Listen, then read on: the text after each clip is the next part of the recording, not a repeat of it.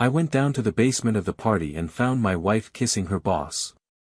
When she saw me, she recoiled as if the shock could erase what I'd already seen. My heart sank, but my decision came instantly. I went back upstairs and left, leaving the rest of the night and the wedding behind. I didn't say anything, I didn't need to. She tried to explain it to me days later, but the truth had already dissolved any ties. The boss, of course, didn't want to know anything about her beyond that night. Alone, she had to face the void she'd created. I slowly rebuilt myself and found a new love, someone who brought me respect, lightness, and the certainty that loyalty is not negotiable.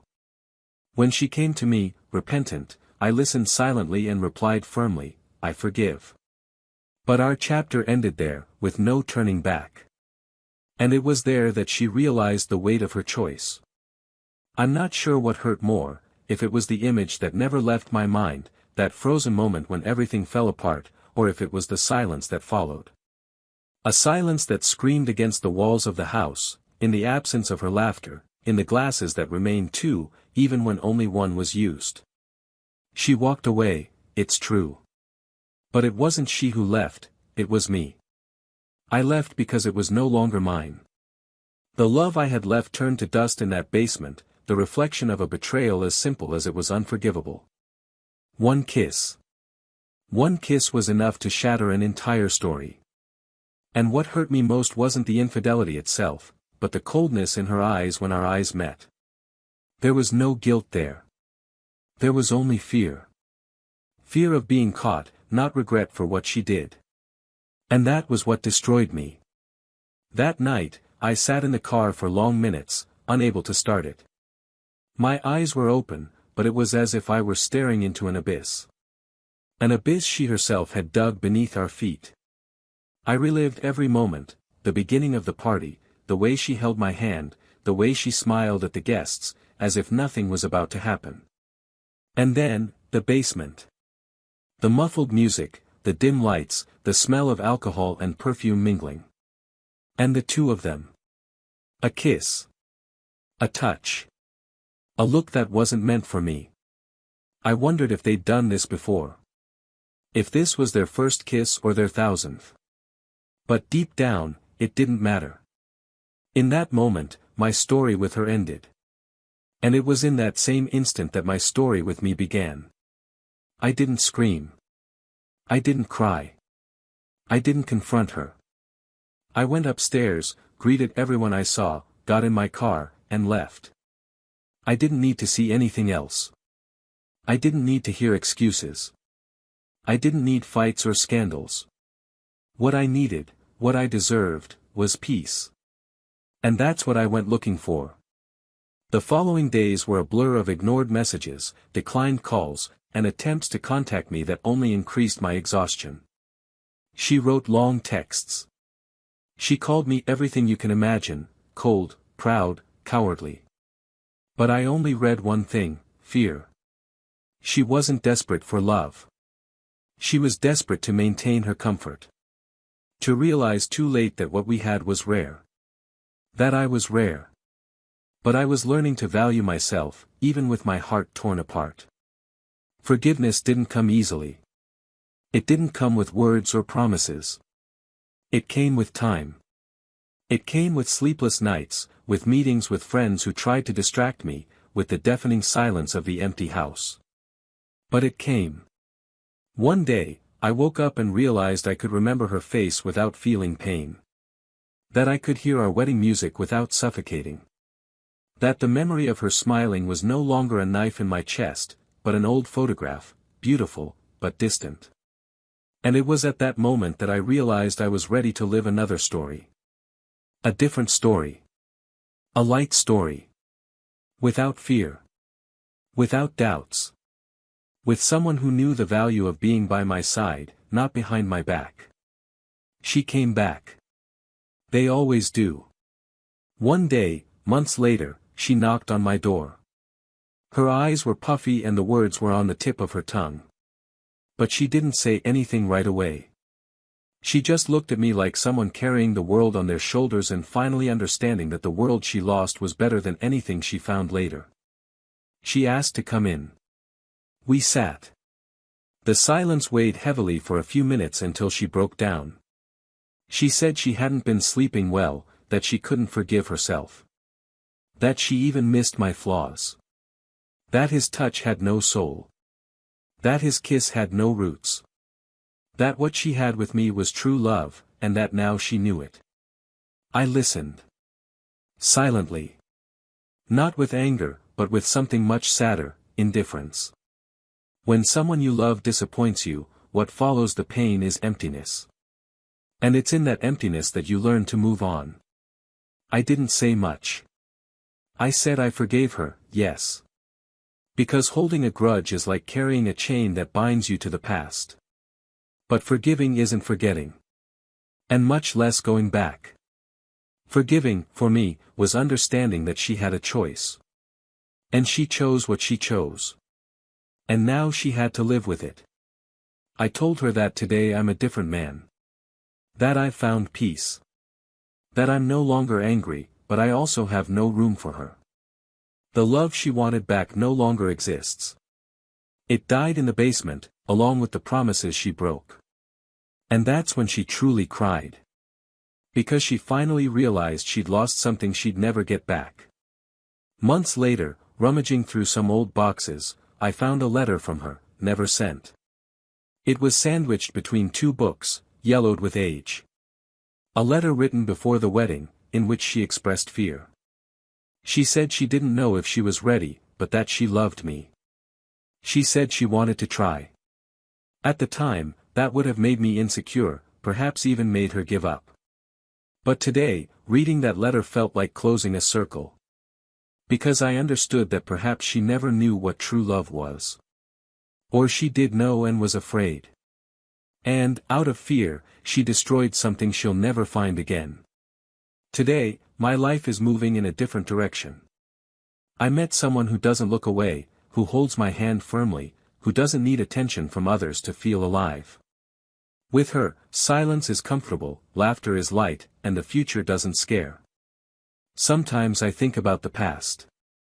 But not with pain. With gratitude. Because it was pain that pushed me out of what was slowly killing me. It was betrayal that saved me from continuing to live a lie. And it was forgiveness that freed me. Not from her, but from myself. What she feels now, I don't know. I don't follow, I don't ask, I don't wish her ill. But I imagine that, every now and then, she opens a random drawer, finds an old photo of us, and smiles sadly. Not for what she experienced, but for what she didn't experience. Because sometimes regret isn't for something we did, but for something we destroyed without understanding its value. And there's no going back. Not after the basement. Not after the silence. Not after the forgiveness without return. But perhaps most curious is what I found inside that letter. Something I never noticed the first time I read it. A nearly erased sentence at the end, as if she'd written it and then tried to cross it out, but couldn't bring herself to. If I ever lose you, I hope you can forgive me. Because I'll never forgive myself. And that's when I realized that, deep down, she already knew. Even before it all happened. Welcome to the channel. Here, betrayal will never be romanticized, it will be exposed. All the stories you hear are fictional, but based on real emotions and choices. The goal is clear, to show how a single decision can destroy everything built with love, loyalty, and respect. Get ready. The story you're about to hear is powerful, intense, and may touch wounds many hide. Take a deep breath, and be ready for a story. Shocking. Lucas met Emma in a small bookstore downtown on an afternoon that promised absolutely nothing. It was drizzling, and he held a bent umbrella and a worn copy of a book he'd been trying to find for months. She was sitting on the floor, leaning against a shelf of classics, reading leisurely, her loose hair hiding part of her face. It was she who initiated conversation, pointing to the book in her hands and saying she'd already read it 3 times. The conversation was awkward, full of pauses and suppressed smiles, but when he left the store, her number was written on the back cover, next to a small pencil-drawn heart. There was something about her that seemed to belong to a calmer time, a woman who blended elegance with a rare lightness, a kind of emotional maturity that enchanted at first sight. Emma, for her part, saw in Lucas something she'd never encountered in the men she'd been involved with before. He was simple, but not mediocre. He spoke calmly, looked people in the eye, listened more than he spoke, and seemed to have a restless soul, the kind that carries old pain in silence.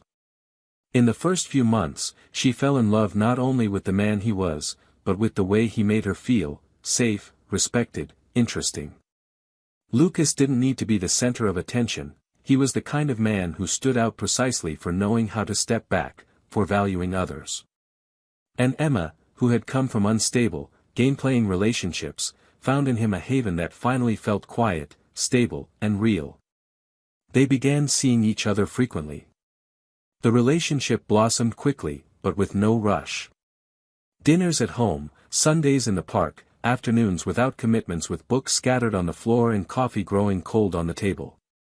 What united them was more than chemistry or desire, it was a deep sense of belonging.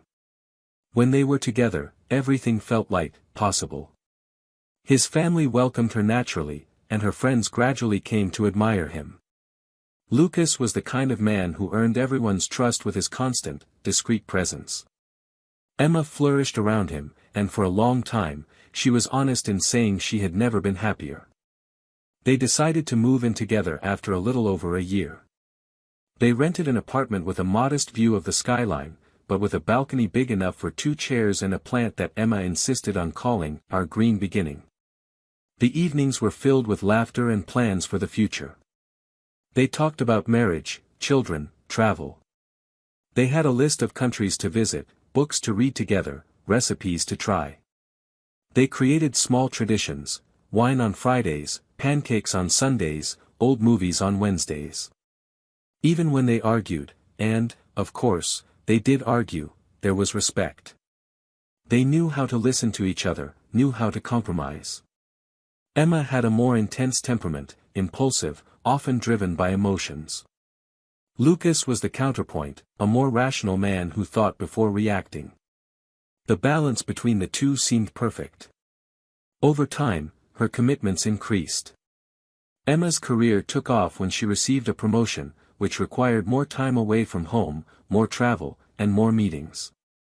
Lucas, despite working remotely as a consultant, never complained. On the contrary, he was the one who cooked dinner on days when she arrived exhausted, who took care of the little things around the house, who remembered her family's birthdays, and who waited up just to ask how her day was. He knew that her success didn't diminish his value, he understood that love also meant supporting the other person's growth, even if it cost time and attention. But there were days when her absence was heavy, and he didn't say so. Emma, on the other hand, began to feel the weight of her routine. The pressure of work, the accumulated fatigue, the demands of her new position. There were times when it all seemed too much. Sometimes she felt Lucas was too good, too understanding. And this understanding, instead of reassuring her, began to generate a silent restlessness. Why didn't he demand more? Why didn't he argue more? Somewhere inside her, a doubt grew, was he truly satisfied with everything? Or was he just settling for fear of losing her?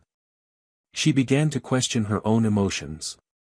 She loved Lucas, but she didn't know if it was the same love as in the beginning. She was tired, confused. And when confusion finds its way into everyday life, it begins to erode what seemed unshakable. The relationship continued, but something began to subtly change. The once long conversations became quick exchanges of information. The spontaneous touches diminished. The goodnight kiss became an almost mechanical habit. Lucas felt it, but he didn't speak. He didn't want to pressure her, didn't want to appear insecure. He knew difficult times exist. He preferred to believe everything was temporary. That their love, so solid, would survive any emotional distance. He remained present, constant. He still made coffee for them both, still tucked her in when she fell asleep on the couch, still bought her flowers for no reason. And she still smiled, still told him she loved him. But there was something in her eyes he couldn't decipher, an absence. And it was this emptiness, disguised as normality, that began to shatter what was real. They set a wedding date after almost 3 years together. It was a natural decision, without excessive euphoria. They wanted something intimate, beautiful, with friends and family. They spent weeks choosing songs, discussing the decorations, and carefully organizing everything. Lucas was excited, but always with that almost reverent care. Emma vacillated between excitement and exhaustion. Sometimes she seemed emotional, other times distant. When he mentioned it, she told him it was just fatigue. That everything was fine. And he believed her. He wanted to believe her. But deep down, something in his gut told him everything wasn't okay. That there was something she wasn't saying. Still, he continued, because that's what he did for her. He believed, he supported, he loved.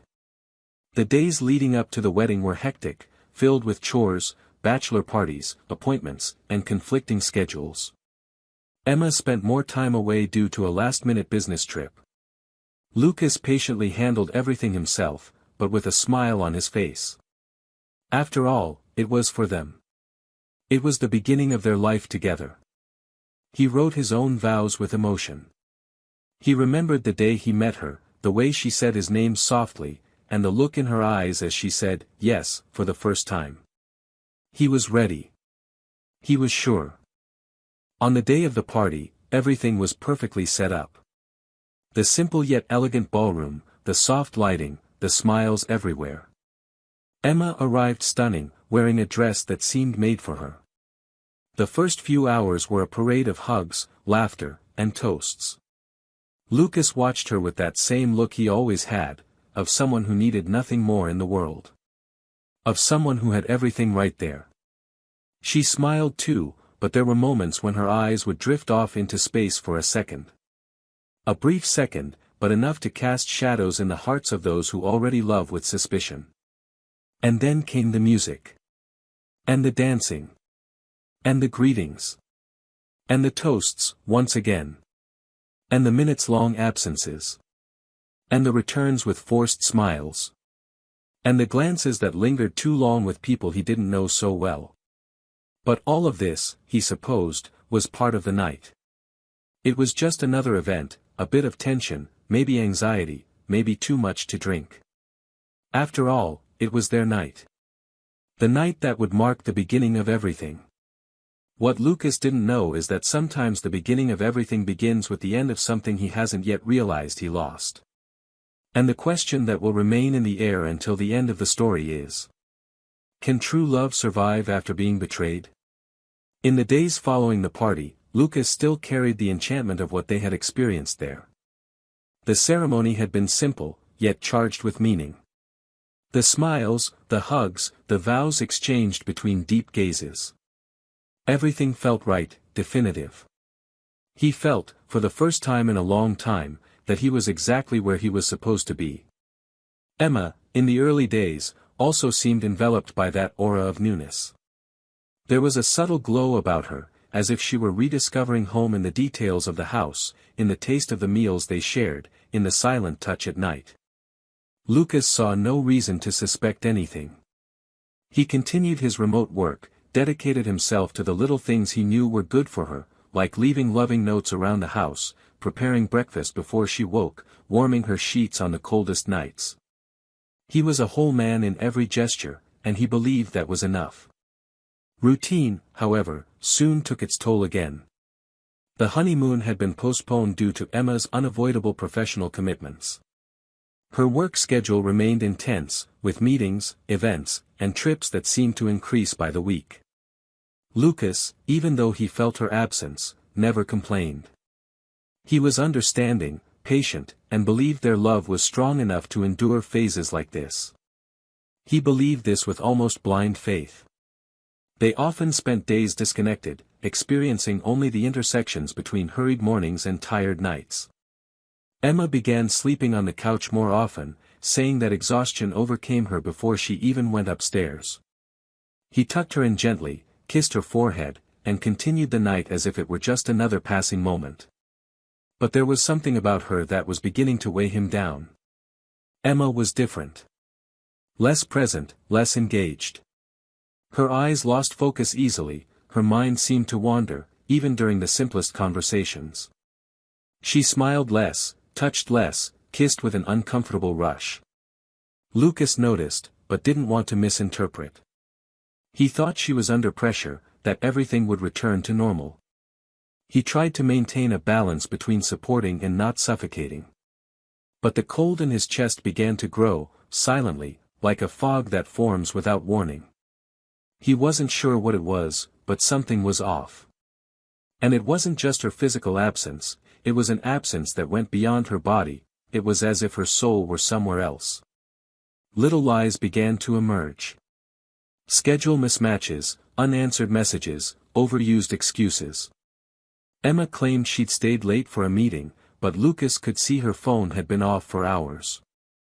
She said she was with coworkers, but when he asked who, she hesitated. She began carrying her phone on silent, face down, sometimes even in airplane mode. He noticed, but avoided confrontation. He kept everything quiet, afraid of being intrusive, afraid of the response. Instead of questioning, he immersed himself in household chores, in books he never finished, in playlists of songs she used to like. He tried, somehow, to call back that woman who seemed to walk away without a backward glance. Emma started dressing differently. New makeup, clothes she hadn't worn before, lingerie she'd never shown him. Lucas complimented her, tried to get closer, but he realized the compliments bounced back without an echo. The intimacy between them became a dry land, where everything that tried to blossom died before it could sprout. And yet, he continued to love her. He continued to bet. He continued to hope it was just a phase.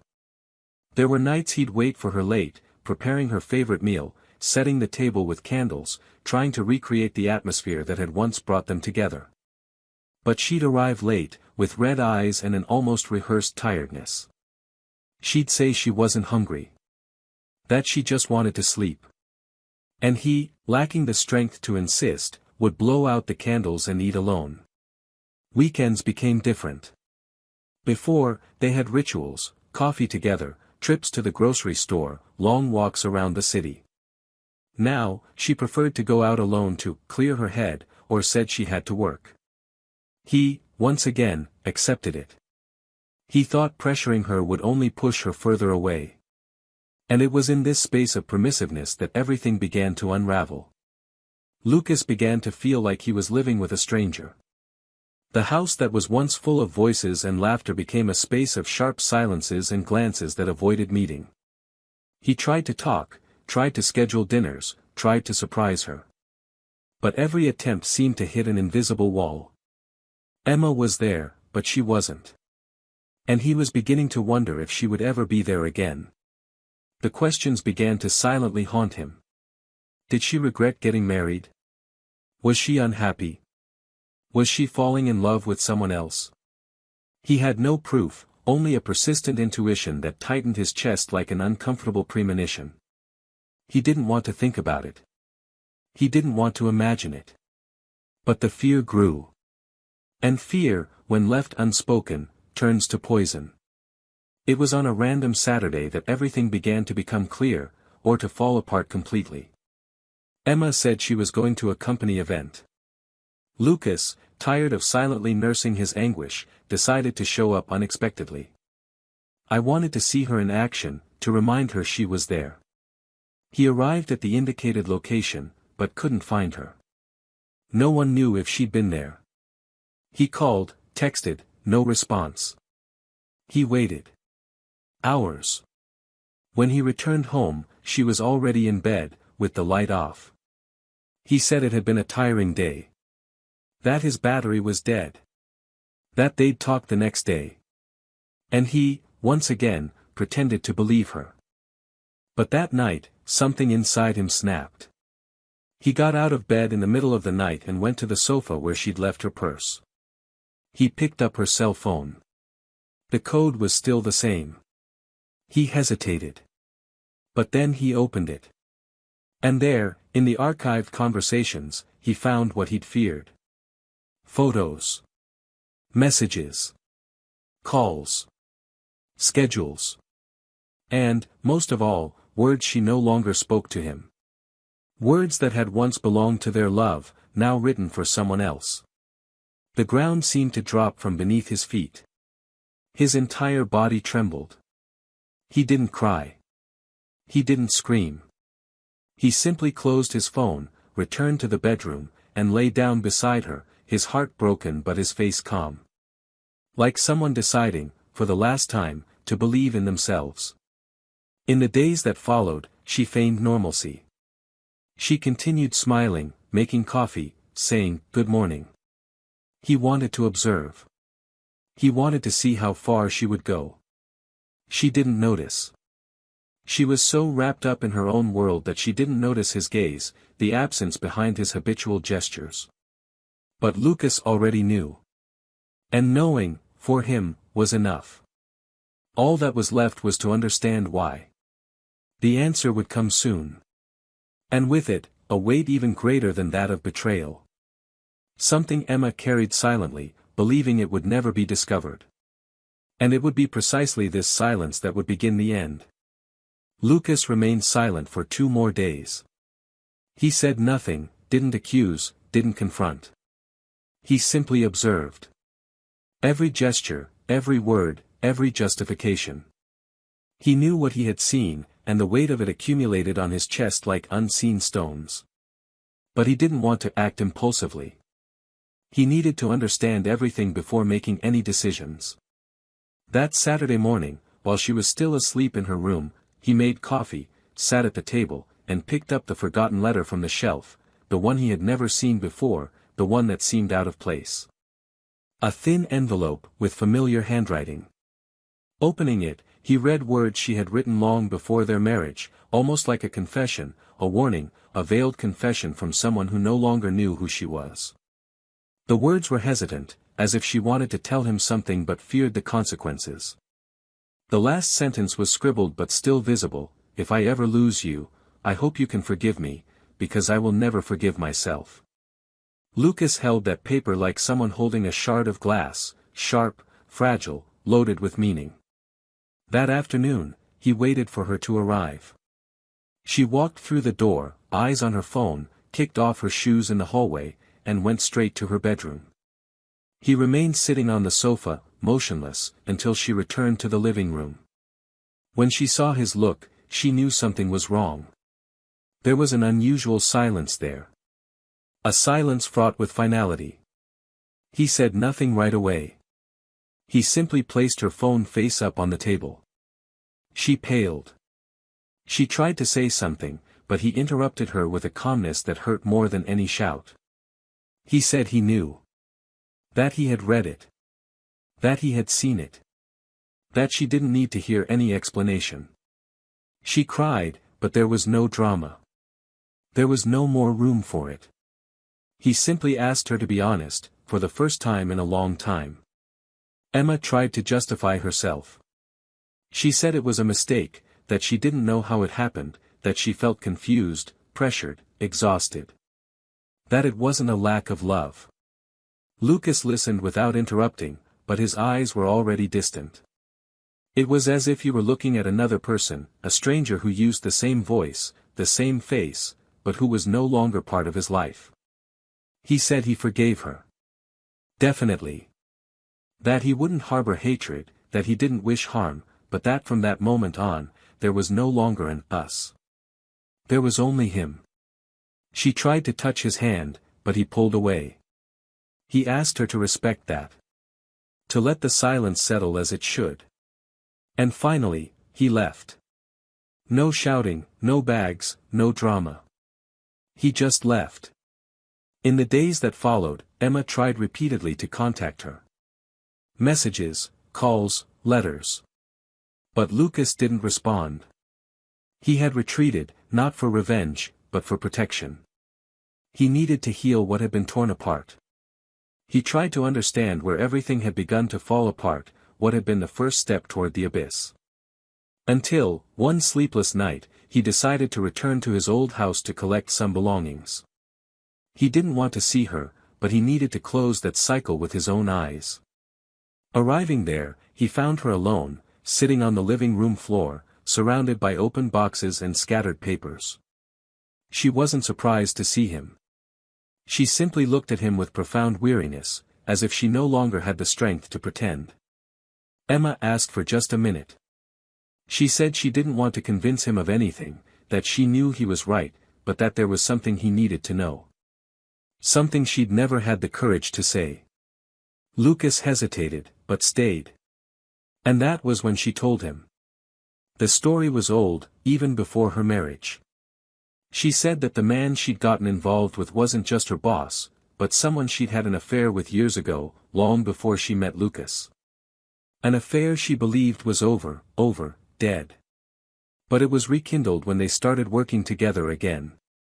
She said the reunion confused her, stirred things she didn't know still existed within her.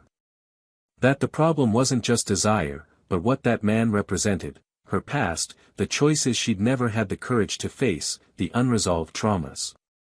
And that she'd gotten involved not because she didn't love Lucas, but because of weakness, cowardice, and escape. That she'd cheated because she didn't feel worthy of the life she'd built with him. Because, somewhere in her subconscious, she felt that it was too good. And people like her didn't know how to handle good things. Lucas remained silent for a long time. This wasn't what he expected to hear. What she was revealing wasn't just a momentary mistake, it was an old, barely healed wound that she had dragged into their marriage like a silent virus. His silence was broken when, with trembling hands, she handed him a letter, the same one he had already found, but now with the full version. On the back was a passage that had been missing before. In it, Emma confessed that she had always been afraid to love someone like Lucas. Because he saw a version of herself in her that she couldn't support. Because he loved her completely, but she had only known crooked love, the love that hurts. And by not knowing how to receive true love, she destroyed the only one truly worth loving. The words hit Lucas like a punch. Not because of the revelation itself, but because, in that moment, everything made sense. The absences, the silences, the empty stares, the confusion in her eyes. It wasn't just infidelity, it was self-sabotage. Emma didn't cheat because she didn't love him. She cheated because she didn't love herself. Because she didn't feel worthy of happiness. And he, unknowingly, spent all that time trying to rescue someone who didn't even know if she wanted to be saved. The silence between them lasted for long minutes. Until Lucas said, his voice breaking, that he couldn't be the one to carry her through this process. That he understood her, that he deeply regretted everything, but that she needed to choose now. He said forgiveness had already been given, but that love didn't last. That he could no longer envision a future where they would both be whole. And that, despite everything, he wanted her to find peace, to learn to see herself with more compassion. But that his presence there was over. Emma cried. For the first time, without defending herself, without arguing, without begging. She cried like someone who finally understands what it means to lose. And Lucas left that house for the last time. With a heavy heart, yes. But with the certainty that love also means knowing how to let go. And that sometimes, the greatest act of love is to set someone free to face their own ghosts. Outside, the night was cold. But inside him, a spring was beginning to blossom. Still timid, still painful, but real. And maybe, just maybe, it was the beginning of something he couldn't yet name. Something light. Something true. Something possible. Lucas left the house with firm steps, but inside, something still trembled. Emma's revelation, however understandable it might have been in words, didn't lessen the impact of what had been broken. And the clarity of that moment, even filled with empathy, didn't heal. He wasn't indifferent. He was exhausted. There was still love, yes, but it was a love full of cracks, a love that required too much strength to remain standing. And in that moment, he was no longer willing to sustain something that was constantly crumbling. When he got into the car, he sat in the seat for long minutes before starting it. His hands on the steering wheel, his gaze fixed on the rearview mirror. For the first time, he didn't cry. Not because it didn't hurt. But because I knew that if he did, he might not have the courage to truly leave. And he needed to go. He moved to a small apartment on the other side of the city, secluded, quiet, where no one knew him. He took few things with him, a few books, his clothes, a painting he had painted years before, and the old guitar he played on lonely nights. The new routine was dry, practical, almost monastic. He woke early, walked to the bakery, returned, and worked for hours. At night, he read until he fell asleep. He avoided social media, avoided contact with acquaintances. He needed time where he could just be himself, without Emma's shadow in every corner of the house, in every memory of a too recent past. He cut his hair, changed his beard, rearranged the furniture. Not to forget who he was, but to remind himself that it was possible to continue being someone other than the man he had betrayed. Weeks passed. Emma's presence vanished completely. There were no more messages, no more calls. She respected the space he requested. And that, curiously, was what weighed most heavily. Because her silence was no longer an omission, it was acceptance. It was the acknowledgement that, as much as she still loved him, she had arrived too late with the truth. And Lucas, little by little, began to breathe again.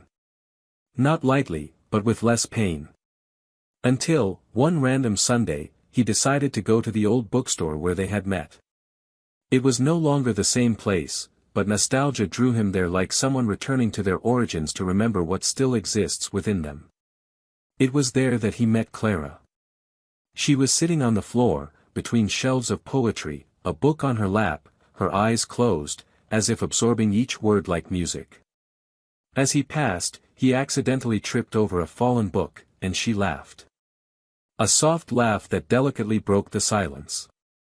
They apologized to each other simultaneously, and then looked at each other. And that look wasn't sweeping, nor cinematic, it was simple. Warm. Real. They talked for minutes, then hours.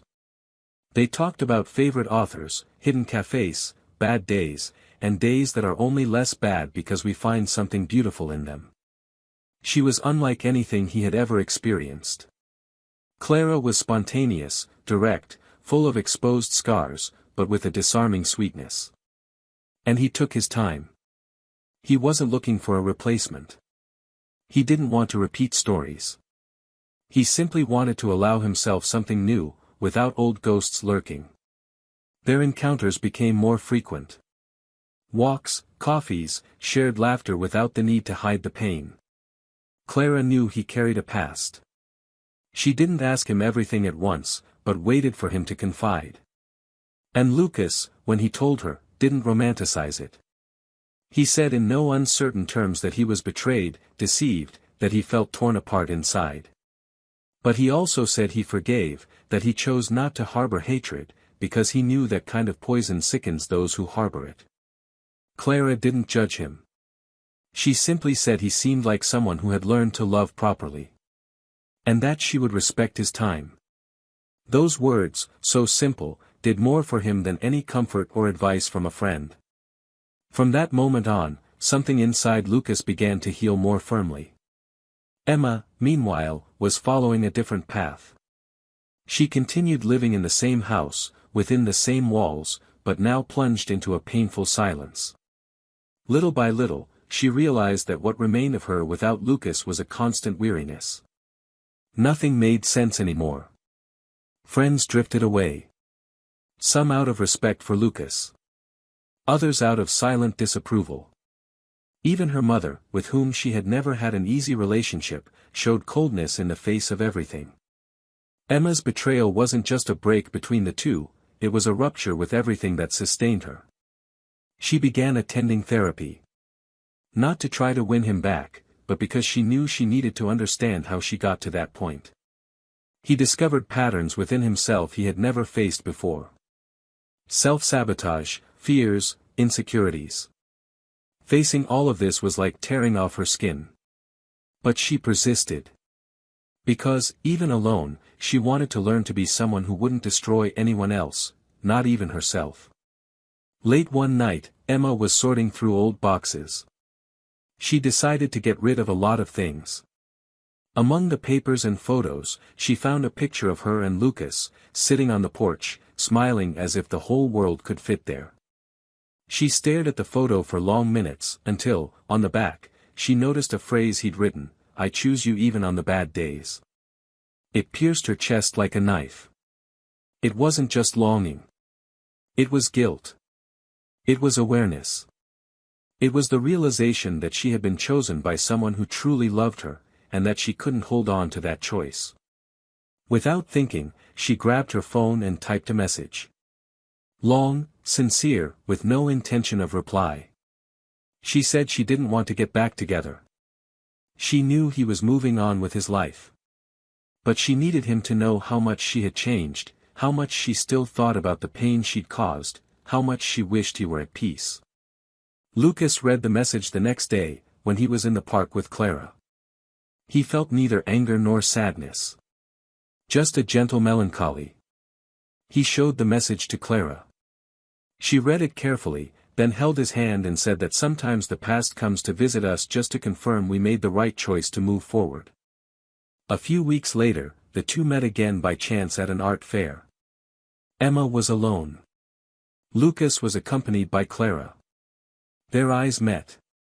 There was a silence of seconds, as if time had stopped. Emma smiled, with a lump in her throat, and waved discreetly. Lucas smiled back. Clara, noticing, gently squeezed his hand. They passed Emma and continued on. And she stood there, standing, watching the man who had once been hers, now belonging to another story, lighter, more just. That night, Emma returned home and wrote one last letter. She didn't send it. She just kept it. It was short but true. She said she would love Lucas forever, but that she had learned that love is not enough if it doesn't come with loyalty, courage, and truth. And that losing someone like him was the greatest punishment and, at the same time, the greatest lesson of her life. Lucas, upon arriving home with Clara, prepared dinner and put on some soft music. They sat at the table, shared wine, and laughed over simple things. And for a moment, he looked into her eyes and knew that this place, this new life, was the fresh start he deserved. There was no more pain, only the memory of her. And even memories hurt less when the present offered peace.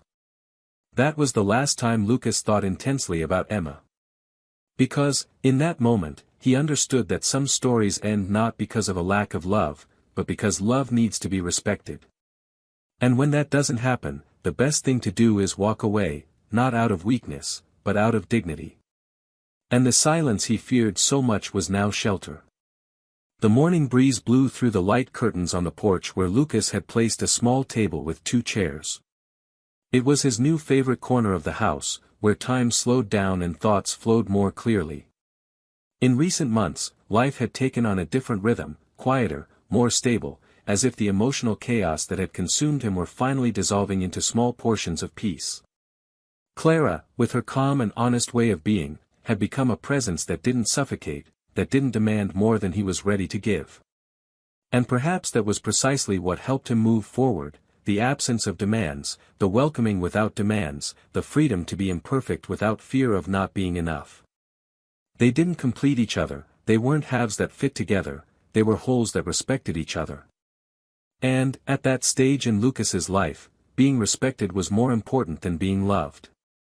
There were days when he still woke in the middle of the night with strange sensations, memories that came like flashes, but not like open wounds. They were more like scars that itch at specific moments, memories that came uninvited but no longer controlled the present. It was impossible to simply erase the traumas, nor pretend they hadn't shaped part of who he was now. Lucas had changed. He was no longer the man he used to be, the one who tried to keep everything running even when the gears were already grinding, the one who silenced his own worries in the name of artificial harmony. Now, he knew his own limits, knew when to stop, when to retreat, when to protect what he held most dear, his sanity. Clara, on the other hand, also carried her own ghosts, and what united them was precisely the fact that they didn't use their pain as crutches, but as starting points to better understand themselves and each other. There were nights when she, too, would lose herself in memories, and Lucas, instead of trying to fix her, simply remained by her side. They were partners, accomplices in a silent reconstruction, in a love that didn't need to be constantly declared to be felt. Neither sought perfection. They simply sought not to lose themselves again. On the other side of this story, Emma was immersed in an internal process more arduous than she imagined. After writing her last letter, the one she never sent, she decided to distance herself from everything that connected her to the past. She changed jobs, neighborhoods, and social circles. She began attending support groups, delved deeper into therapy, and read compulsively about human behavior and emotional dependence. She wanted to understand what had failed her so badly that it destroyed something that could have been her forever home. Regret was a constant presence, but no longer the kind that paralyzed her. Now it was a reminder. A pain that pushed her forward, not backward. She knew she wouldn't win Lucas back, and that had become a concrete truth, no longer a secret hope.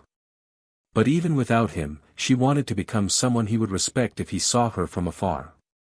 She wanted to be a better woman, not for others, but because she finally understood how cruel she had been to herself. In one of her therapy sessions, she spoke about the exact moment she felt she'd lost everything.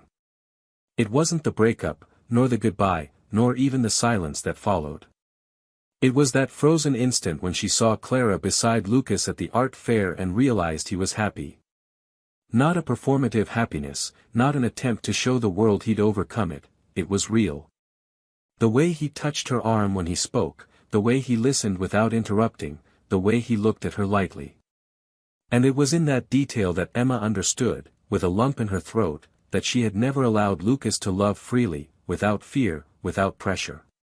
Because, from the beginning, she hadn't known how to let herself be loved without suspicion, without doubt, without expecting the worst. And when you live expecting the worst, sometimes you provoke it. Lucas began to find more meaning in the little things. He began painting again, even if only for distraction. Sometimes Clara would sit beside him with a book, while he tried to capture colors that resonated with what he was feeling. It was a way to express himself without overexposing himself. She began traveling on weekends, visiting nearby cities, seeking new landscapes. She no longer needed to escape what she'd experienced, but she also didn't want to be trapped in the constant memory of a time that would never return. He carried in his heart a mixture of gratitude and caution. He knew that, on some level, the pain he'd experienced had made him more whole, but also more attentive. And this attentiveness made him appreciate the present he had with Clara even more, even if it wasn't a fairy tale. The dilemma now looming in his mind was silent but intense. What to do when the pain has passed, but the scar remains? How to move on completely free when you know that, somewhere in the past, someone carries regrets you can never alleviate? Clara, with her calm wisdom, said that not all forgiveness needs to fix what was broken. Sometimes it only serves to show that we are greater than what hurt us. Lucas reflected on this constantly. He had already forgiven Emma, but he didn't know if, deep down, she truly needed that forgiveness to move on. Perhaps true forgiveness was the one she should give herself, and that wasn't something he could do for her. Emma, for her part, began to write. Not to be read, but to be heard. She filled notebooks with letters to herself, with memories, with regrets, with apologies that had no recipient. It was her way of organizing the chaos that still existed within her. And, one rainy afternoon, she decided to reread everything she had written in the last few months. She cried. Not with absolute sadness, but with the knowledge that that pain was also part of her healing. She finally realized that losing Lucas had been inevitable. Not because of an isolated mistake, but because of a succession of neglects of the love they had received. And this, devastating as it was something she needed to accept. Some losses don't teach you how to win someone back, but rather to teach you how to never lose someone again, even if it's to someone else. While Emma came to terms with her loneliness, Lucas and Clara confronted together the depths of what it means to start over. It wasn't enough to love, they had to learn to trust again. And, every now and then, that trust was still tested, not because Clara did anything wrong, but because Lucas still carried remnants of a time when he'd been deceived behind her back. One such night, after a silent dinner, Clara looked him in the eye and told him it wasn't fair to pay the price for something he didn't do. Lucas took a deep breath and replied that he knew it. And that he was trying every day not to let his scars dictate the steps he took with her. It was a tense moment, but also profound. Because there, in that difficult conversation, a new kind of intimacy was born, an intimacy that doesn't need to feign strength all the time. The following weeks were marked by silent reconciliations. Not with Emma, but with the past as a whole. Lucas stopped avoiding certain places, reconnected with old friends, accepted invitations he'd previously declined for fear of bumping into memories. It was as if he were, little by little, untying the knots that bound him to pain. And the freedom he felt now was lighter than any escape he'd ever attempted. Clara noticed the changes. And, without saying much, she stayed there, by his side, watching. Because I knew that true love doesn't require haste, it waits, respects, embraces. And it was precisely at this point in the journey that something unexpected happened. A letter arrived in the mail. Handwritten, with no clear return address.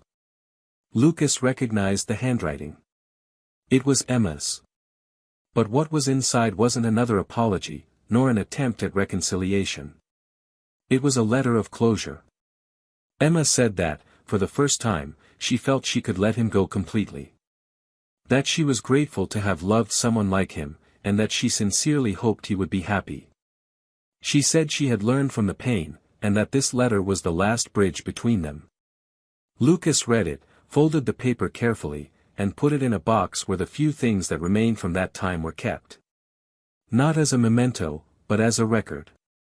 A necessary final point, delivered with dignity. This letter brought neither sorrow nor relief. It only confirmed that life, however hard, knows how to reorganize itself when we accept leaving the past in its proper place. And it was with this feeling that Lucas, that very night, took Clara to the balcony. He looked at the sky, felt the wind on his face, and, with a slight smile, said he was now ready. He didn't explain exactly what for. But she understood. Because sometimes, being ready doesn't mean knowing the next step, but being at peace with those left behind. And so, the stage was set for an outcome that wouldn't require grand gestures, but whole truths. Because, in the end, what remained was something rarer than love, the awareness of what it requires to exist. And that awareness, now, was alive in both of them. Clara received an offer for a short work stint abroad, a cultural project in Lisbon that would last 2 months. It wasn't permanent, but it was enough to prompt a change of pace for the couple. The news arrived on a calm afternoon, when the sun beat down lazily on the balcony where they usually sought refuge from life's pressures. Clara explained the invitation with the care of someone who didn't want to hurt anyone, but also didn't want to give up something important to them. Lucas listened attentively, without interrupting. After everything he'd been through, he'd learned to listen without interpreting anything that sounded like distance as a threat. When she finished, he was silent for a few seconds and then calmly told her she should go, that there would be no hard feelings. And what made that moment so different from others she'd experienced was precisely this: there was no burden. Just the mature acceptance that individual paths, when well cared for, don't need to disrupt shared ones. Clara smiled with relief, touched his hand across the table, and said she didn't want to leave him, she just wanted to find herself, for a while. And Lucas understood, more than anyone, what that meant. When they said goodbye at the airport, they didn't make emotional promises. They didn't swear eternal fidelity or create unrealistic expectations. They hugged tightly, and in his ear, Clara simply said, "If it's going to continue, let it continue lightly." He nodded and watched as she walked through the boarding gate, disappearing into the glass corridor. He returned home alone, but not sad. He missed her, of course, but there was a kind of longing in her absence that didn't tear. It was like a comfortable silence, a necessary pause. He used the days to dedicate more time to painting, to small adjustments around the house, to readings he'd neglected. The apartment seemed larger, but not empty. It was as if the space now breathed with him. It was during this period that Emma crossed his path for the last time. It happened by chance, in a small café tucked away on a street he used to frequent when they were still together. Lucas walked in distracted, just waiting for a coffee, and saw her sitting in the corner, a book open in front of her, her gaze lost in the cup between her hands. She saw him almost immediately, and their eyes met, an inevitable pause in time. He hesitated for a moment, then approached with a polite gesture. She smiled shyly and invited him to sit. The conversation began with trivialities, the weather, the coffee, the neighborhood, which had changed little. But soon they delved into deeper waters. Emma told him she had started teaching literature, that she worked less, that she lived alone.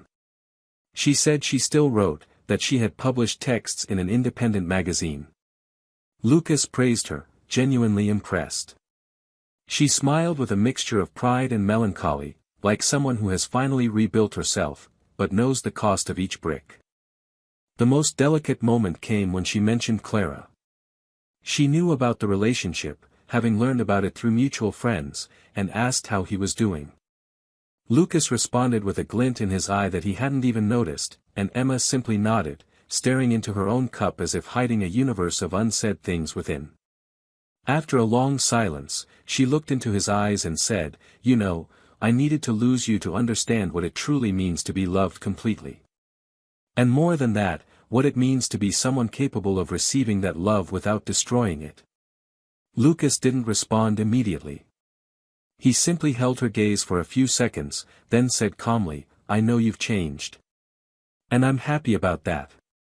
Because in the end, life needs to be fair to those who learn." There was no hurt, no tension. It was a final point, spoken quietly, with the maturity of someone who no longer expected new beginnings, but recognized the importance of what had been experienced. They said goodbye with a long, firm hug. Lucas left the coffee shop with a feeling hard to define. It wasn't relief, nor sadness. It was a deep acceptance. As if a story long closed had finally received its final page. Emma stood there, looking out the window at the street, and for the first time in a long time, she felt she could breathe without carrying guilt like a chain. Because, in that moment, she understood that Lucas was at peace. And that was all she needed to know. With Clara physically distant, but still present in constant exchanges of messages, calls, and videos, Lucas realized how much he had matured emotionally. He no longer felt insecure, no longer waiting for answers, no longer harboring the fear of being abandoned. Time had done its work, and now he was a different man, no longer one who needed to prove his worth, but one who knew his own worth without needing to assert it. When Clara returned 2 months later, he met her at the airport gate with a calm smile and a steady heart. She hugged him tightly and said, "It's good to be back." He replied, "It's good to see you back." The days resumed their rhythm, but now there was a new layer of connection between them, as if the space between them had further strengthened the bond they had been building. They began to talk about the future more clearly, not in terms of dependence, but of partnership. They discussed the idea of moving in together soon, of sharing more than just routine, but concrete plans, shared dreams. Clara told them she had been invited to lead an art curatorship at a cultural center that would open in a few months, and Lucas was genuinely happy. He was rediscovering the joy of rooting for someone and being part of their growth, without feeling like his presence was disposable. He knew that, this time, he was with someone who knew how to sustain love with truth. One night, sitting on the same porch as always, Clara held his hand and asked if he felt he had truly ended all cycles. Lucas was silent for a few seconds before answering. He said yes. That there were pains that might never completely disappear, but were now just part of the internal landscape. And that, despite everything, he was grateful to have gone through it, because without that collapse, he might never have rebuilt himself with the lucidity and strength he now possessed. Clara squeezed his hand affectionately, rested her head on his shoulder, and said, "It's beautiful when we survive ourselves." And he knew it was true. Lucas finally understood that love isn't about perfection, but about presence. About being there, even when you don't know what to say. About listening, even when you don't understand. About forgiving, not to hold on, but to free. And that sometimes, the greatest act of love someone can do for themselves is to walk away from a place where they can no longer flourish. Watching Clara sleeping beside him that night, her breathing calm and her face serene, Lucas felt, clearly, that he had finally arrived at the right place. And that place wasn't just Clara, it was himself, whole, firm, ready. Life would still bring its ups and downs, but now he knew, what matters isn't avoiding falls, but choosing who to rise with. And for the first time in a long time, there was no room for doubt. He had chosen, and he had been chosen. With truth. With respect. With love. It was on an ordinary late afternoon that Lucas decided to do something he hadn't done in a long time, sit down and write. Not professionally, not out of necessity, but out of a desire to record what he was experiencing so intensely inside. He picked up a blank notebook he had bought months ago and wrote just one sentence on the first page: "Some stories have no return, and yet, they are the ones that transform us the most." Rereading those words, he felt a silent firmness in his chest, as if every piece of him, once shattered by love and disillusionment, was now in its rightful place. He wasn't a man who won out of wounded pride or a thirst for revenge. He was someone who chose to be greater than the pain he experienced. Someone who understood that love, when it becomes a field of lies and omissions, disintegrates. And what remains afterward cannot be rebuilt in the same way. Lucas and Clara moved into a house in the countryside months later. Small, full of windows, with a garden that Clara tended with dedication and where Lucas spread unfinished canvases, paintings that blended colors he didn't even know he knew how to use. Mornings were filled with silence and fresh coffee, afternoons with music and work, nights with conversations that sought not reason, but presence. They didn't idealize the future. They just lived. And that, just, carried immeasurable value. Because living, after the storm, with lightness and reciprocity, was all he needed. Clara became his shelter without taking away his own roof. She was a woman, a friend, a companion. And, perhaps most importantly, she wasn't the result of an escape. She was the choice one makes when one learns to respect oneself. Emma, for her part, chose to no longer live among the ruins of what she had destroyed. Clearly aware that she could not erase the past, she began to transform it into something that could at least serve others. She volunteered on projects that offered psychological support to women undergoing self-discovery and emotional reconstruction. She created an anonymous blog, where she published chronicles inspired by real mistakes, often her own, using writing as confession, catharsis, and surrender. She gained readers who were moved by her raw honesty, without needing to know who was behind those words. Although she still carried shadows, she learned to no longer define herself by them. She knew she would never get back the man who loved her completely, but that was no longer an open wound, it was a lesson tattooed on her skin. She no longer desperately sought another love, because now she knew that love is not sought like someone seeking a cure. Love is a consequence of who we become. And Emma, even amidst her setbacks, was striving to be a better person. Still, there were nights when she stared at the ceiling and wondered what her life would have been like if she had chosen courage instead of cowardice. But in those moments, she would close her eyes and whisper to herself, "I lost someone who loved me. But I learned to love myself. May that be enough for me." Time passed. Years passed. And one day, by pure chance or calculated fate, Emma received a call from a publisher interested in turning her blog into a book. He said her words resonated with readers, that there was truth there, and that truth, when well told, deserved space.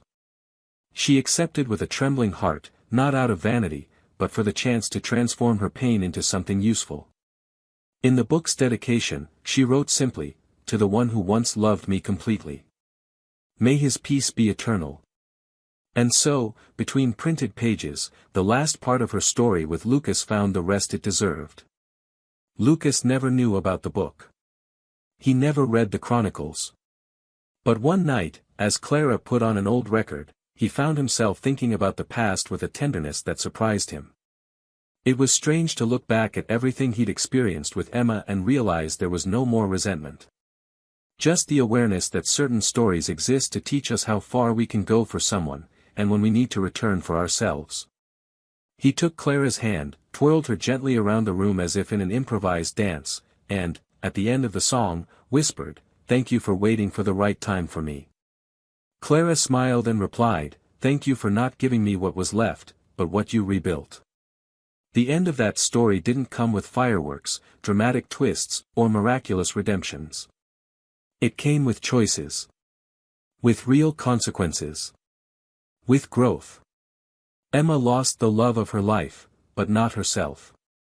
Lucas lost the woman he chose first, but found another he chose last, and that difference was everything. The betrayal destroyed what was between them, but it didn't condemn them to bitterness. Because when there's the courage to start over, even with scars, it's possible to find peace on the other side of the end. If you've made it this far, leave your thoughts on this story in the comments. What would you do in each character's shoes? How would you handle such a betrayal? Your opinion matters a lot and enriches each story we tell here. Don't forget to subscribe to the channel and turn on notifications to keep up with real, touching, and profound stories like this one. This story clearly shows how betrayal has the power to devastate not only a relationship, but everything around it: trust, dreams, dignity, the essence of what two people have built. When someone cheats, they don't just betray the other person. They betray their own word, their own commitment, their own truth. There is no romance in betrayal. There is no beauty in cowardice. Therefore, this channel does not support, encourage, or justify any kind of betrayal. Our commitment is to stories that warn, that move, and that leave their mark, not because they are perfect, but because they are human. And the greatest lesson is simple and definitive: love, to last, must be loyal. Because loyalty is the foundation of everything. When it breaks, what is broken cannot be put back together in the same way. And those who truly love do not risk losing what they will never find again.